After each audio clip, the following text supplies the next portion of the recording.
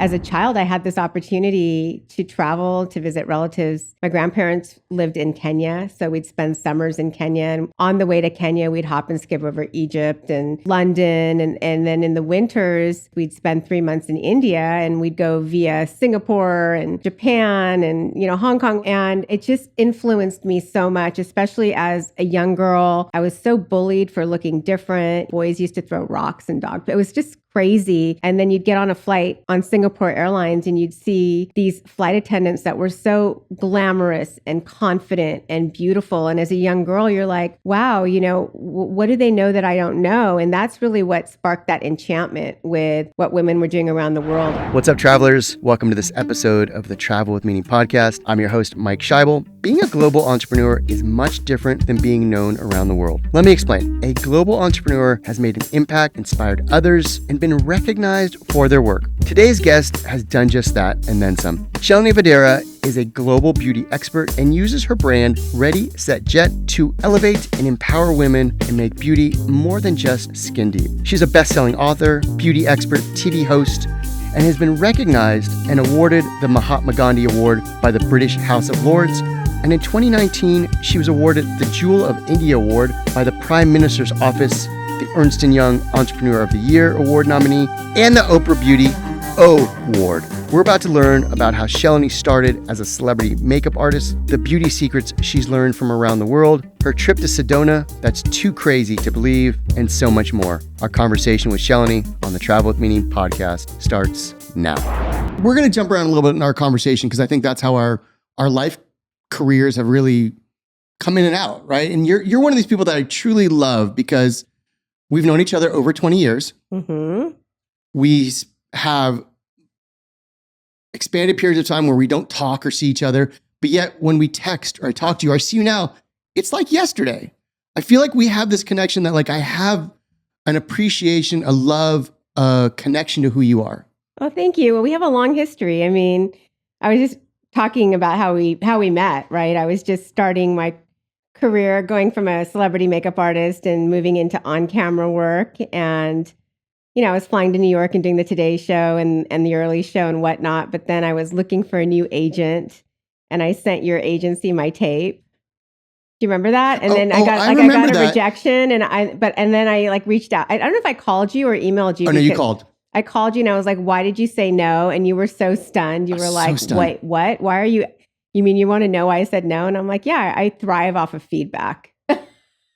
Shalini Vadhera, let's unpack this. I love this. First off, so good to have you on the Travel with Meaning podcast. It means a lot. But let's talk about this. So it's been 6 years since we've sat down together to even talk about travel or anything together, which is crazy. Crazy. So a lot to talk about. But let's talk about this first thing because it is kind of a cornerstone of how we know each other and how this relationship has evolved. You were, as you said, a celebrity makeup artist flying all over the country. At the time, I was working as an assistant, wasn't my agency, clarification, as an assistant for a pretty big hosting news agency in that world. You'd send a letter, tape in. They, not me per se, the agents, silly agents, had passed on you at the time. You called in, I took the call, and I remember, you're right, I was stunned that you called in. And I also really appreciated it. And I just remember getting off the phone being like, that's the person you want to work with. That's the person that is going places. And I know I've said in the past, I'm like, oh, I said do this or do that, and you did it. Obviously, we know it has nothing to do with me. It has to do with that person who called and your tenacity and your resilience and your drive and your vision for where you are today. And so not to be too much in the past, but yeah, sometimes rejection is the best kind of medicine to go forward. Well, rejection is great, right? Yeah. If you're open to it. For me, the only way to learn is to be open to feedback. And if it's rejection, you want to know why someone's rejecting you. Like, what could I do differently? For me, I was just starting my career. I knew where I wanted to go. So I wanted to know what I did wrong or what was not in that tape that got me a rejection note, a rejection letter. And I wanted to see how I could be better and fix it. And that's how we met. And I love it. And we've been friends ever since. But I want to talk first really about transformational travel and these things that have really impacted life career for you? Because this is a long kind of journey. It's a lifelong journey. I mean, the entire reason that my distinct, defined niche and voice in beauty has been all about celebrating the world of beauty is, as a child, I had this opportunity to travel to visit relatives. My grandparents lived in Kenya, so we'd spend summers in Kenya. And on the way to Kenya, we'd hop and skip over Egypt and, London. And then in the winters, every couple of years, we'd spend 3 months in India, and we'd go via Singapore and Japan and, Hong Kong, whatever that westbound flight route was to India. And it just influenced me so much, especially as a young girl. I was so bullied for looking different. Boys used to throw rocks and it was just crazy. And then you'd get on a flight on Singapore Airlines and you'd see these flight attendants that were so glamorous and confident and beautiful. And as a young girl, you're like, wow, what do they know that I don't know? And that's really what sparked that enchantment with what women were doing around the world, as well as just, who was going to get the first coconut oil scalp massage from my grandmother in India to, all the different ingredients we were using for skincare when we'd go to Africa. And that left a real big lasting impression. And, going from that to becoming a makeup artist, there was just this huge gaping hole of, what about all of us skin tones in between, the fairest and the deepest? Like, why isn't anyone talking to us? And that's really where I started focusing on multicultural beauty and the fact that the US is the greatest melting pot in the world, and new skin tones are being born minute by minute, but nobody's serving these skin tones. And why are we so reactive when the rest of the world is so proactive in beauty, and why do Indian women have traffic stopping shiny hair? Why do Chinese women never seem to age? And why do Brazilian women have these amazing bodies? It's not genetics. It's all these great indigenous beauty secrets that either start in the garden or the kitchen that have been passed down for centuries. And that's really what I wanted to unpack. And, that curiosity and that sense of discovery that I can thank my mom for really pushed me to go on this journey around the world and really dive deep into a universal language that every woman has spoken, no matter her socioeconomic status. Yes, on so many levels here. Like, we could probably end the podcast right there. I mean, honestly, like, you grew up in Southern California. Yes. You just talked about spending summers traveling and the curiosity that you would get a chance to start to see. You mentioned there's a lot of young kids, especially in our age group, right? The 90s growing up, where it wasn't as maybe loving, open-minded as it is today, right? And so we're dealing with that. And you said that, traveling and seeing the flight attendants from Singapore Air or just experiencing the world really started planting seeds with you of how you want to show up and what part you want to play. Where did the beauty start to come in? Is just seeing people, or was there a moment or kind of that transformational thing where you're like, I need to do this for myself and to help others? It's funny. I always tell girls that once you start to embrace what makes you different is really when everything in your life starts to click and take off. And again, going back to, I did grow up in a surf town. I did look different. That, got me really bullied. There weren't a lot of girls that looked like me where I grew up. And for me, I was always chasing how to, that self-esteem. I didn't really understand what it was until I got my first job at the Clinique counter at a mall near my house. And the very first makeup session came in, and I had no idea how to do makeup. I just knew that I loved anything that was pretty and glamorous and whatnot.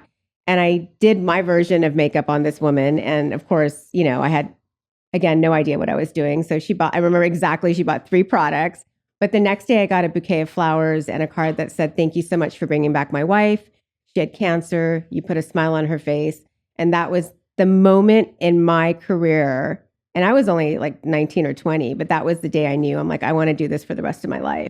If I can make another woman feel good about herself and I can give that gift of self-esteem to another woman, then my job's done here on this planet.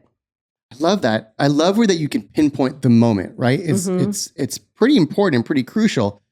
Now, we've alluded already that you were this celebrity makeup artist. And again, even when we first started our relationship, oh so many years ago. I mean, you're working on some of the biggest shows in TV doing makeup. Where did the passion to want to take the travel and the secrets and even to start to share that, where did that all start to come together? So it was funny. So because I was living in San Diego at the time, I got my big break on The Tonight Show with Jay Leno. That opened up the world of celebrity makeup artistry for me. I was working, pretty much at every studio on shows like Survivor, Dancing with the Stars, even Hollywood Squares, which to this day I feel was a crime to even get paid to work on that show. But once Henry Winkler came in and took over as executive producer, like the culture just changed there in a way that was just so beautiful and fun. And I mean, it was ridiculous. We would just work with the best celebrities. We'd get Spago catered in. We had a masseuse on staff. I mean, it was just so much fun. And Mike, being in entertainment, some of the stuff that you got to experience in your career, you're like, is this for real? I remember my first gig with The Tonight Show was trying to get Bill Clinton a birthday cake with Jay and his team. And I'm like, am I really getting paid to go and just have the best time of my life? But because I was able to work with so many celebrities, that got me on television in San Diego on a local news station. I would go on once a week and I would talk about, what it was like to work with like a Simon Cowell or, some of these celebs. And Tom Bergeron, who was the host of Dancing with the Stars and Hollywood Squares at the time, said, "Hey, I heard you're doing TV. What are you doing?" And I'm like, I don't know what I'm doing. I have no idea what I'm doing other than licking my lips 15 times because I'm so nervous on camera. So Henry said to me, he said, "Okay, well, go get into hair and makeup right now. Take one of the cameramen and go interview every celebrity that's here and you'll have your tape." And then Tom said, "And you can interview me as well." That got me the tape. That got me to New York City. So now I was flying to New York, going on the early show, talking about, from office to office party, holiday makeover. In True New York Forum, the senior producer came up to me and she's like, "What makes you so different that we need to do that versus just having someone here in New York City talk about beauty?" And that was the moment that I was like, wow, nobody's talking about all these amazing beauty secrets I've learned all over the world. And no one's talking about all these skin tones and how we do different types of makeup for different eye shapes, for hyperpigmentation, for dark circles, things that all of these women are facing on a day-to-day basis and nobody's giving them the solutions. So I told her, I'm like, well, no one's talking about, why, we have such thick hair in India. These are the things that women want to know. And it's not done with product. It's done with, things that you can find in your kitchen. So that was the moment that I started to really focus on global beauty. And that's when it hit, Mike. It hit. And I went on every syndicated talk show you can imagine. And that's really when I started chasing getting a lit agent. And within a few months, I had a publishing deal from St. Martin's Press to write my book, Passport to Beauty. And that's really when I met Camoran Russell Simmons' manager. And he's like, "You need to do a brand." And I didn't want to do another celebrity makeup artist brand. So I focused on all of these global beauty secrets. And that's what launched my first brand into Sephora and QVC and Victoria's Secret. Okay. I love that you give this backstory of where it is because, you are so legit and OG as far as what you've done in the celebrity makeup world, as far as your experience. And from the woman who didn't have enough tape to the woman who has just so much tape and so much experience and so many appearances, right? Let's push that aside because you just said something that I thought was really fascinating. When this producer, whoever it was, came up to you and was like, why are we flying you in? And it kind of clicked to you like, it's the secrets I've learned around the world. It's connecting with these people. So I want to talk about, even before you write the book, the curiosity of learning these secrets. Like, where are you in these places? You're now a younger woman traveling. You're not on TV. You're just kind of, do you remember any of those things even before you had the lens of a book? Like, what are some of those moments? I mean, again, I have my parents to thank, one, we got to travel even without, being upper class. I mean, we had these opportunities to travel, visit different countries. My mom was that curious seeker that would take us to every open air market, try different foods, go to different, whatever the religion was in those countries. We would go visit their mosque, temple, church. So she really opened my mind to different flavors, different scents, different colors, different, locations. And my father at 19 sent me to India with a plane ticket and $2,000 and told me to start my own company, which of course I cried hysterically thinking they were arranging my marriage. So that flight was a very devastating flight for me, but he really wanted me to be an entrepreneur. So I think, the push from them to really have that open mind and just, pushing me to discover and to seek is really what got me interested in all of those, what women were doing around the world, and then being able to bring that into educating women that it doesn't mean that, you don't wait till you get a pimple and then run to the store. You do these things with skincare that are going to prevent it from coming in the first place, or with your diet to prevent it from coming in the first place. And that's how the rest of the world thinks. Why aren't we thinking that way here in the United States? I see this as you as this young entrepreneur with your dad giving you money and saying, figure it out on some level.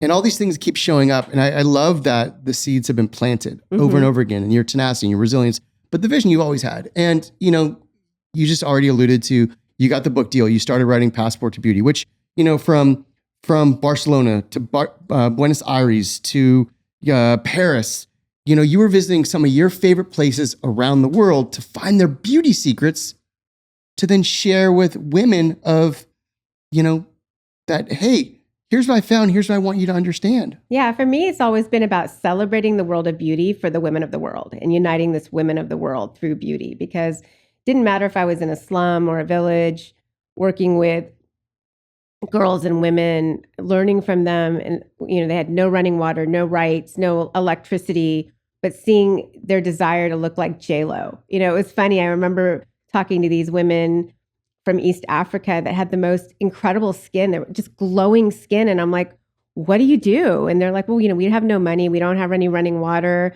We have no rights as women. But there was a TV in the center of the village. So they knew who J-Lo was, and they knew who Jennifer Aniston was. And they wanted to look like them. They couldn't afford the products. So what they would do is once a week, they would strip down naked, get all these indigenous herbs, and they would steam for 45 minutes. And this is the fun part of my career, is just getting to really meet all these amazing women around the world. And they would tell me, they would giggle and they say, oh, and we'd gossip for 45 minutes under these tents, these steam tents.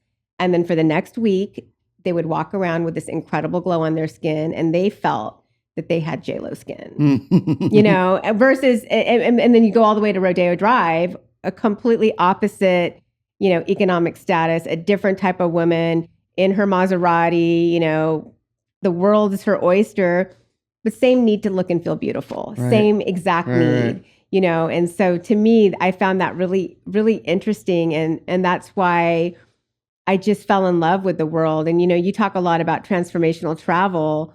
I mean, for me, all my travel is transformational because I'm always learning. And a couple years ago, I signed a media deal out of Amsterdam, and I had an opportunity to collaborate on a subscription box. And so for that year, I went to Barcelona. Barcelona is one of my favorite. I love Barcelona. And again, going back to that whole spiritual side of me, I had no idea that it was grounded by one of the largest vortexes in Europe. So I'm like, no wonder I love the energy here and the people. But I went to Barcelona and I got to really dive deep into some of the beauty secrets of, a lot of women don't know that they flash their face there with vitamins, whereas we're taking our vitamins orally to hopefully get some of these benefits. They're applying it directly on their skin. And then of course they've got this incredible skin, but they're using lots of sea salt, coarse sea salt and olive oil. And one of the things that you see when you're on the streets of Barcelona is just that you can get fresh orange juice everywhere. Again, these women have this incredible glow, Spanish Riviera glow. But a lot of people don't know that saffron, which is one of the most expensive spices in the world, is the number one export out of Barcelona. So combined with the media deal, I got to meet just incredible women, learn their beauty secrets, and then I would go into a lab and take those secrets and create the product and curate an entire box as if you were going to Barcelona with me. So those women that were on that journey with me were the first ones to really get to dive deep into the Spanish beauty secrets. I mean, I did Tibet. I got to work with the Tibetan monks and learn about the 5 yoga poses that reverse aging, but that the fact that one of the biggest secrets that the women do for wellness and beauty is they take these healing baths with tea. So we created the Tibetan healing bath bags. We gave the women the 5 yoga poses for, reversing aging. And then, of course, goji berry is that superfood that's been used for centuries for anti-aging. So then I created a Tibetan goji berry eye serum and a primer. And then we did the same for Buenos Aires and Rome. And then, of course, even with Ready, Set, Jet, which is the latest brand that I created, and this is really creating the solutions for the thousands of women I've met all over the world that are like, how do I save time? I don't have enough time to do a full, 2-hour beauty routine. How do I save space? Like, I'm tired of my makeup bag being this big. And how do I clear through the clutter? We made really the world's first beauty baton that replaces up to 8 products. But, all of the beauty batons I created are inspired by K beauty, J beauty, and T beauty. And that's Japan, Taiwan, and Korea. That, a lot of people don't know. A lot of people don't talk about Taiwan. They have the best beauty,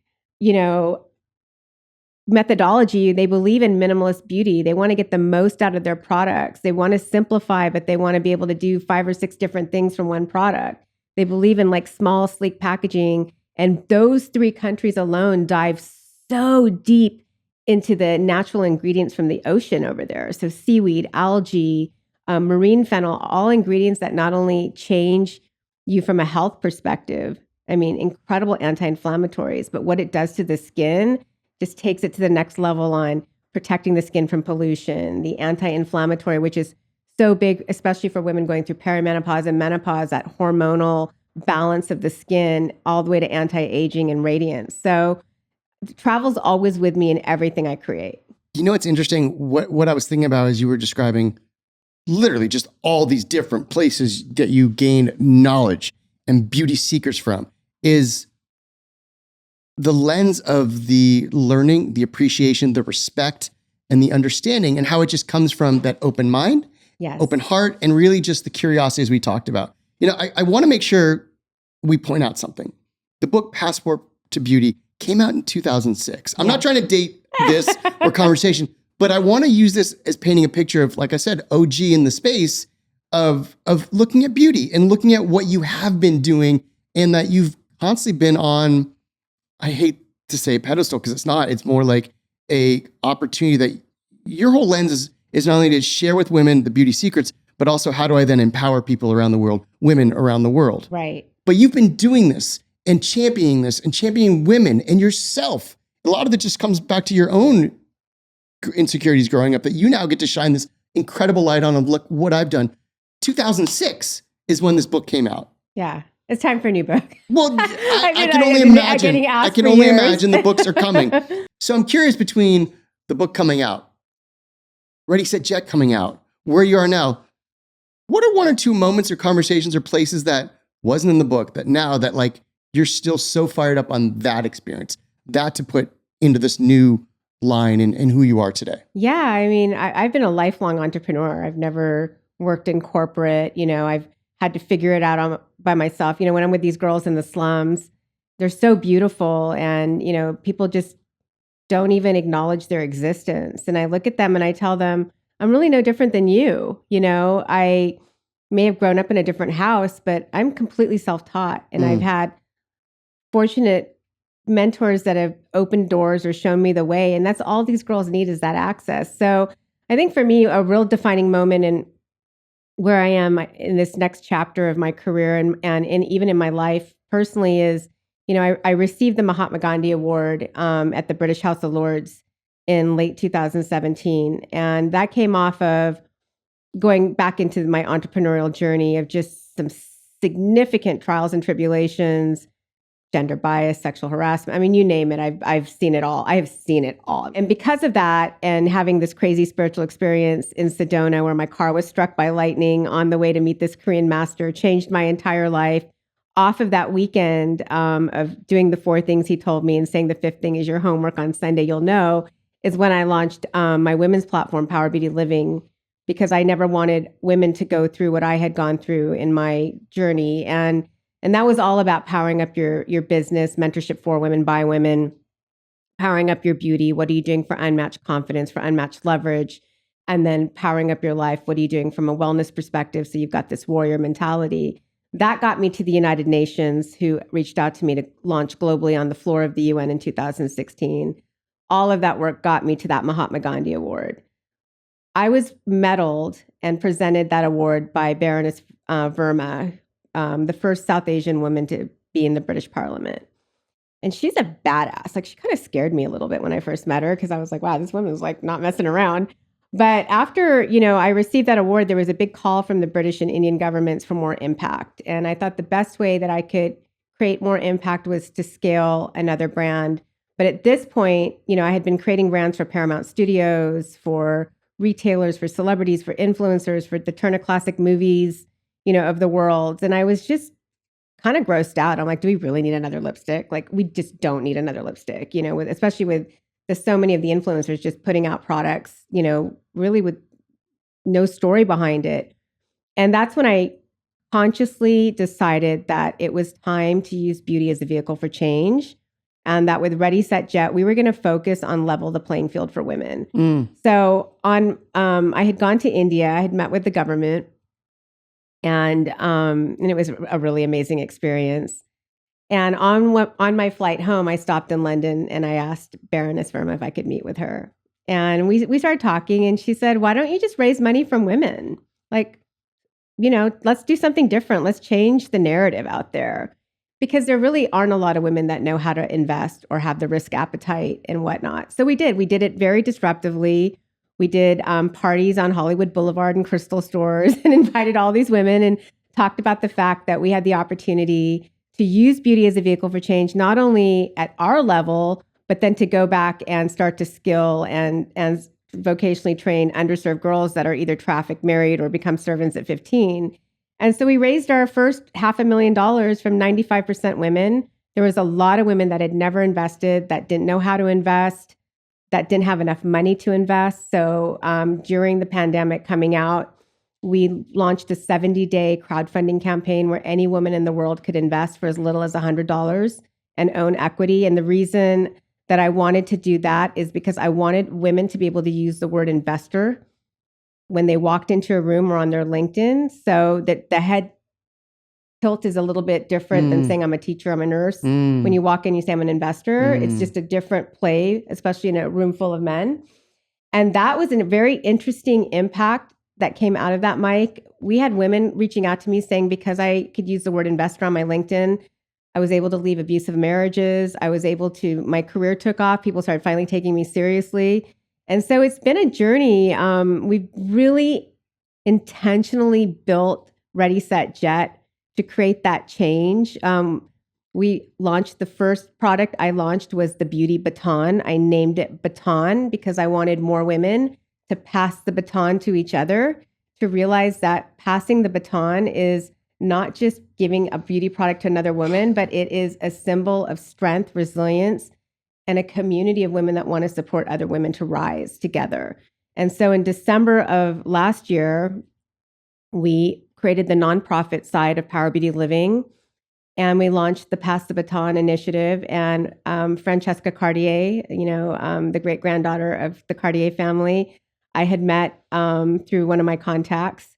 And I asked her, I said, would you like to come and we'll showcase your book and your journey as an incredible woman? And not only did she come, but she brought vintage Cartier that had never been seen before. We literally had to hire special ops security and have a 5-mile perimeter around Beverly Hills of security. And we had 250 of the most powerful women there, everybody from Sally Krawcheck, who is the founder of Ellevest and one of the most powerful women on Wall Street, to Jessie Draper from Venture Capital, to Carol Woolton from British Vogue, to Gola, who was the music and the movement behind the women in Iran removing their hijab. And we brought this entire campaign forth of, it is time for us to pass the baton. First off, yes, I get behind that. I love that. But at the same time, somebody is the spark to start that, right? You need the spark just to light the match, or whatever phrase I'll come up with. And it comes back to you. And it really comes back to this woman who wants to empower others as much as empowering yourself and spread that. And I love this story. And I've just, first off, really proud of you, my friend. Oh, thanks, and Mike. seeing this, it is also a fun aspect that we get to have this conversation, knowing you for 20 plus years and watching aspects of this journey and seeing it. and seeing this unfold where it is. And you went over a couple things that I want to go back to, because you are this global ambassador of India, and you do talk a lot about how India will fundamentally change you. You land as one person and you leave as someone else. And this Mahatma Gandhi Award is a very big deal. And it's a very big deal for you as far as someone who's not born and raised in India, but has such a passion and connection and everything you've learned and experienced, wanting to just embody that to share with the world. Mm-hmm. That's really powerful. Thank you. It's funny because growing up, you're trying to fit into all these, these two cultures. Am I American? Am I Indian? What am I? You don't understand it. But, as you get older, you really learn to, again, embrace those things that make you different. And, I was honored again with the Hind Ratna Award, which is the Jewel of India Award from Prime Minister Modi's office, which is the highest honor for a non-resident Indian. And it is an honor. It's an honor for me to know that I get to honor my family, my parents, my ancestors, and, everything that so cool. is in my DNA and in my blood. And, it's part of that global story of showcasing the world and, really celebrating all of these different countries and cultures. And India's just got so much to celebrate.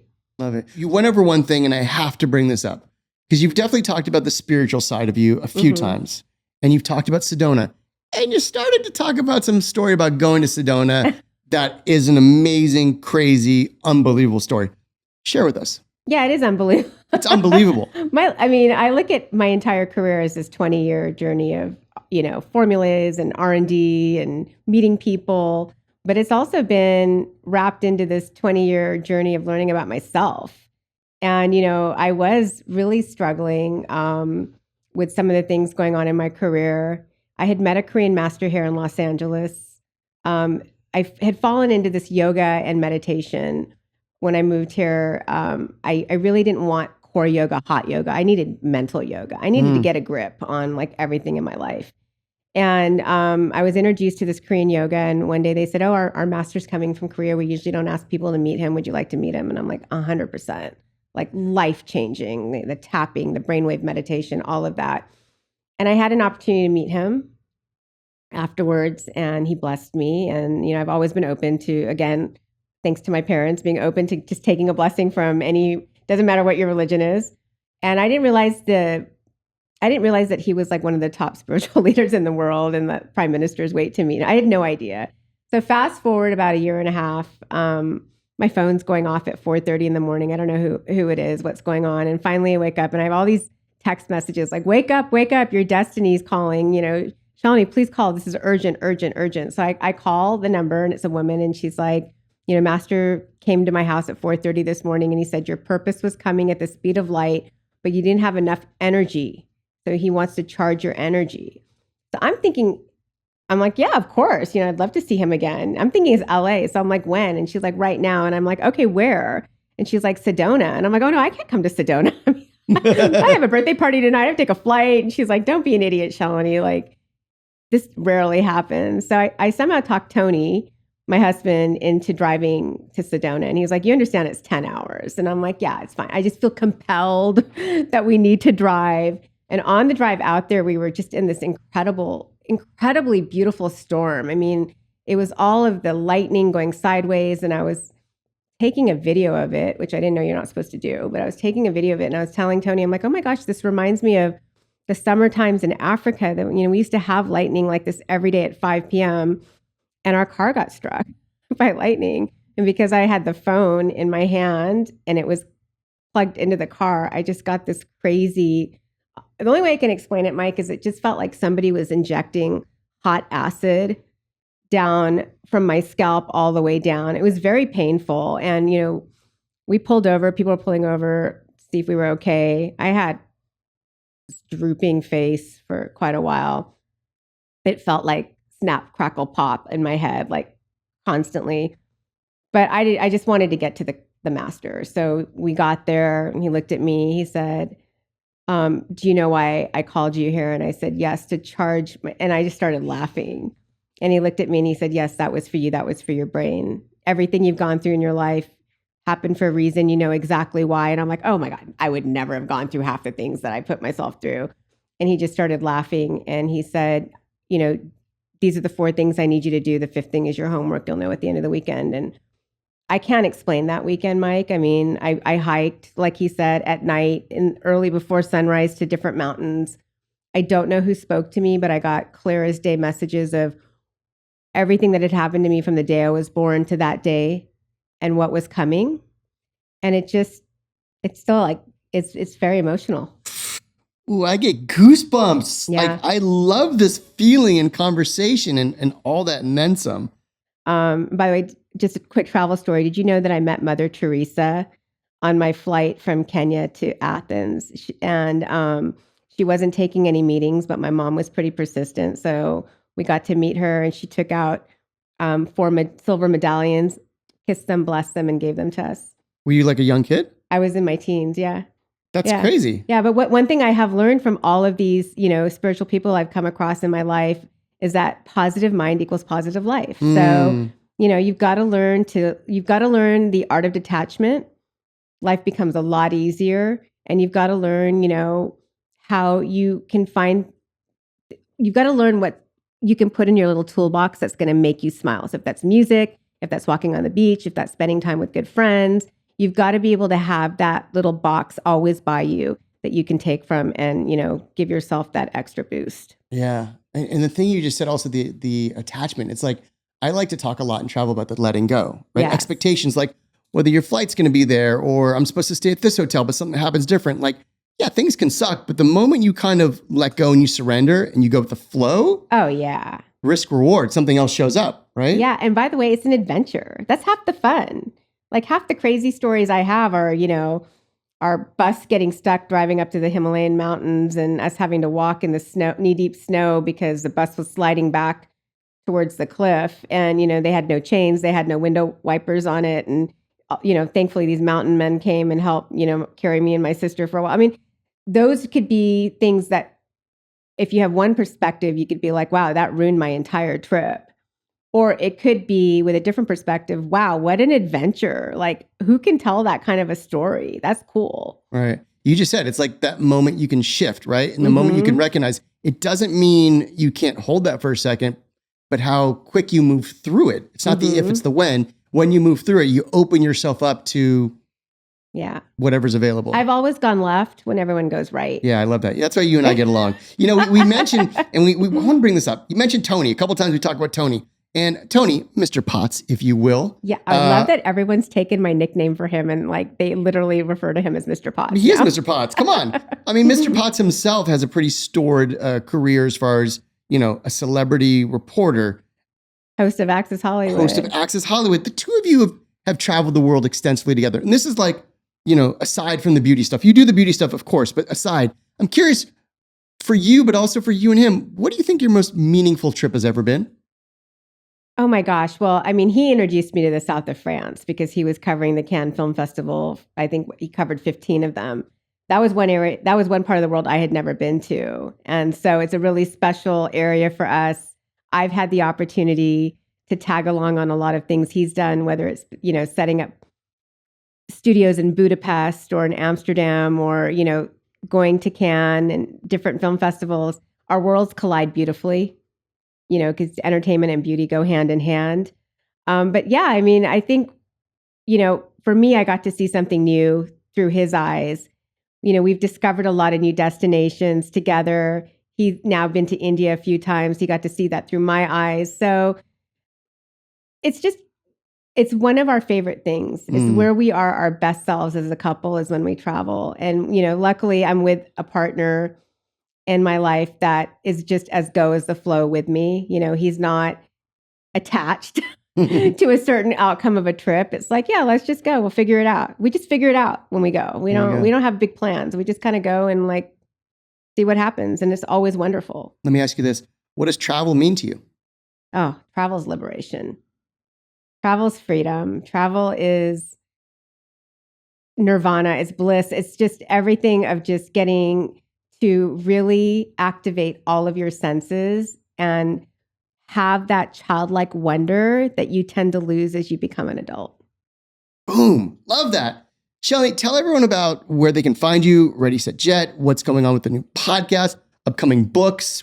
Tell us like where people can kind of find out more about you. Yeah, I mean, right now the best place is to go to my Instagram, Shalini Vadhera. Give a follow. Yeah, follow me at Shalini Vadhera, and then Ready Set Jet Official if you want to learn about the products, Passport Beauty. But in the next couple months, you'll see a united destination of all of the collective of brands, and a podcast that's really going to unite this world of women and tell you their stories and give you their tips on powering up your business, beauty, and your life. It's really fun to connect with, I say the word old friends with such love. People you've known in your life for many decades, right? Like years, like almost 20 years we've known each other now. And I think it's fun to see the evolution, but also that same space. Like, I still think we're in our, however old we were when we first met.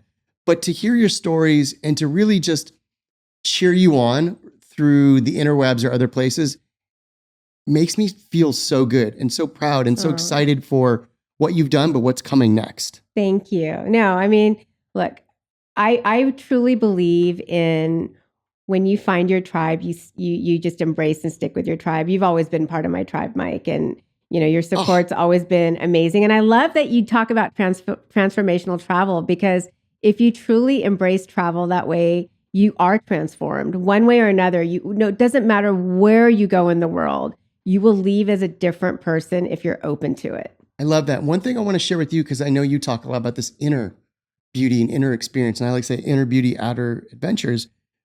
The dictionary definition of travel is to go from one place to another, generally over long distance. Mm-hmm. What I like to share, and what I think we all learned through the pandemic, is sometimes travel is not going anywhere. Sometimes it's really about just how you frame where you are in yourself and looking at my neighborhood, looking at my space, looking at myself differently. And I think you just really exude this through your work, through your beauty, through your empowerment of women. It's like that lens is there. It's just said a little differently at times. Yeah, I mean, it is uniting a world of women. I mean, I've been able to develop an incredible network over the last 20 years of just incredible women doing amazing things. But I love the fact that, when we couldn't travel during the pandemic, I literally just binged on all of the international shows. Like if I wanted to go to France, did you see that show Call My Agent? It reminds me of you. You've got to see it. It's great. It's like the W, Emmy of Paris. So I got to travel through just watching these different foreign shows.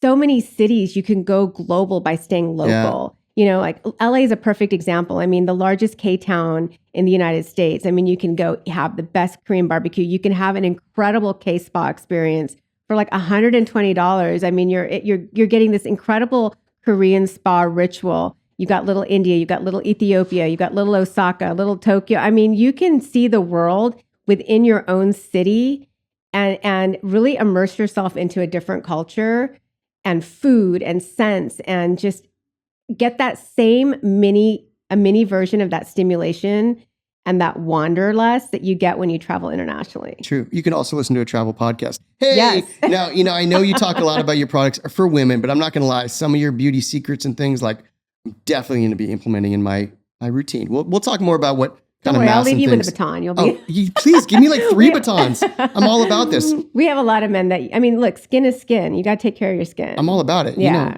Let's do it. But let's do this. We're going to play a speed round of questions. Oh, okay. All right. So we're going to put 60 seconds on the clock starting now.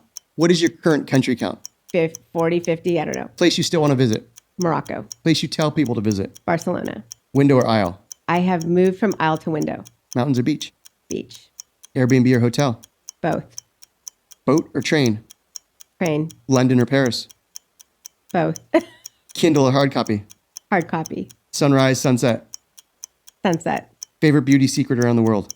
Chopped garlic in a bottle of clear nail polish for stronger than acrylic nails from the Dominican Republic. Do you collect anything from your travels? Everything. Okay. Jewelry, clothes, home furnishings, spices, teas, you name it. The thing you need on a flight? A blanket. Best travel lesson? To be open and to be friendly. Favorite airline? Turkish right now. Favorite hotel? Ritz-Carlton in Doha. Favorite food? I love everything. Favorite place in the world? Favorite place in the world? Sedona. Shalini Vadhera, global beauty expert, TV host, author, just extraordinary woman, just advocate for all. Ready, set, jet. Make sure you check us out, check you out. Grateful for your time, grateful for your friendship, and thanks for sharing the stories with us. Thanks for having me, Mike. It's so good to see you. I feel like I'm just having fun just being here with you. This is awesome. Yeah, it's amazing. It's good to see you, my friend. You too. All right, travelers, make sure you give Shalini a follow. Make sure you give Ready, Set, Jet a follow, and we'll see you all on the open road very soon. Peace!